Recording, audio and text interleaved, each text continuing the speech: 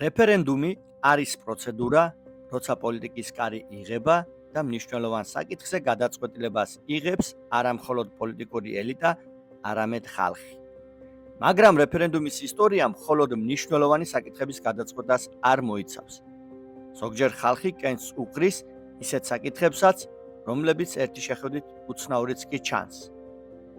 რეფერენდუმი არის პირდაპირ დემოკრატიის ინსტრუმენტი, როდესაც მოქალაქეები უშუალოდ ხმას აძლევენ კონკრეტულ პოლიტიკურ ან კონსტიტუციურ საკითხს.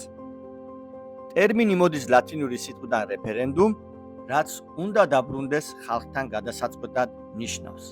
რეფერენდუმის ერთგვარი წინაპარი გვხვდება ძველ რომში პლებეების კრების სახით, რომლის მიერ მიღებული გადაწყვეტილებებიც ცნობილია როგორც პლებისციტუმი.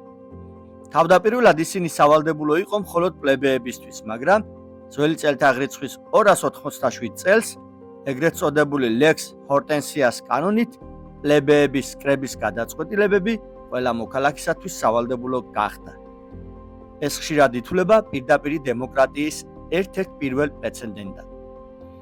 თანამედროვე გაგებით რეფერენდუმი პირველად გამოიყენეს შვეიცარიაში.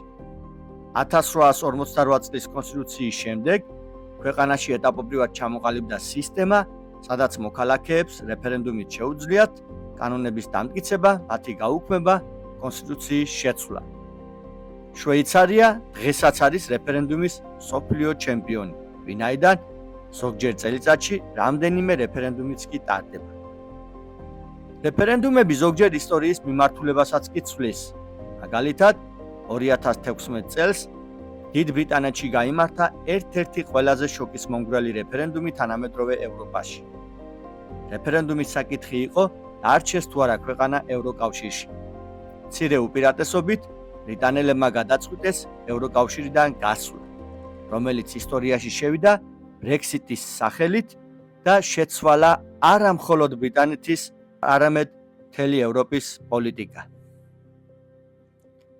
მაგალითად, ასევე გამოდგება 1995 წელს ჩატარებული კვებეკის რეფერენდუმი, რომლითაც ცოტაც და კანადის პროვინცია დამოუკიდებელი სახელმწიფო გახდა და მხოლოდ 50.58%-ით მიღებული იქნა გადაწყვეტილება მისი კანადის შემადგენლობაში დარჩენის შესახებ.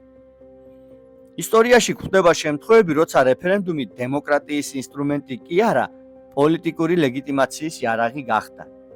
მაგალითად, 1930-იან წლებში ნაცისტურმა რეჟიმმა გერმანიაში რამდენიმე რეფერენდუმი ჩაატარა. 1934 წლის რეფერენდუმით ჰიტლერმა პრეზიდენტისა და კანცლერის პოსტები გააერთიანა. 1938 წლის რეფერენდუმით კი გერმანიამ ავსტრია მიიერთა, რომელიც ერთ-ერთი ყველაზე ცნობილ მანიპულაციურ რეფერენდუმად ითვლება ისტორიაში. ვინაიდან რეფერენდუმი შეიძლება გახდეს პოლიტიკური მანიპულაციის ყველაზე ეფექტური ფორმა, ზოგიერთი ქვეყანა, მაგალითად თანამედროვე გერმანია, ძალიან ფრთხილად იყენებს მას. რეფერენდუმი ზოგჯერ ხალხის ისტორიულ გადაწყვეტილებასაც გამოხატავს. თამამად შეგვიძლია ვთქვათ, რომ საქართველოში ასეთი მომენტი 1991 წელს დადგა. რეფერენდუმის კითხვა იყო მარტივი, მაგრამ ისტორიული.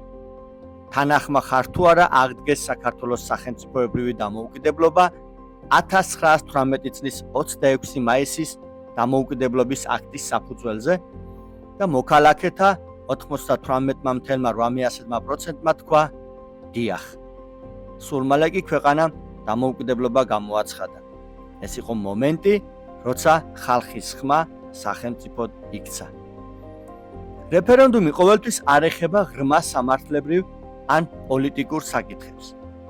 ზოგჯერ ხალხი კენს უყრის ისეთ საკითხებსაც, რომლებიც ერთი შეხედვით უცნაური ჩანს.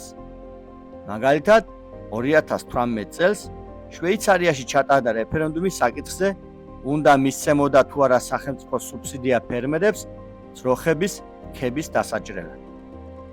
მე-20 საუკუნის დასაწყისში ამერიკის ბევრ შტატში რეფერენდუმებით გადაწყდა ალკოჰოლის აკრძალვა. ამის შედეგად 1920 წელს ძალაში შევიდა სრული ეროვნული აკრძალვა. 1933 წელს ფაქტობრივად ისევ ხალხის მოთხოვნით დასრულდა ეს აკრძალვა. ბოლო 10 წლებში ბევრ ქვეყანაში მარიხუანას პოლიტიკა შეიცვალა რეფერენდუმებით. ლიხტენშტაინში კი მოქალაქეებმა რეფერენდუმზე გადაწყვეტეს კაზინოების აკრძალვის საკითხი. ისევ შვეიცარიაში რეფერენდუმით გადაწყვეტეს დანიშნოდა თუ არა ცხოველებს სახელმწიფო ადვოკატი სასამართლოებში.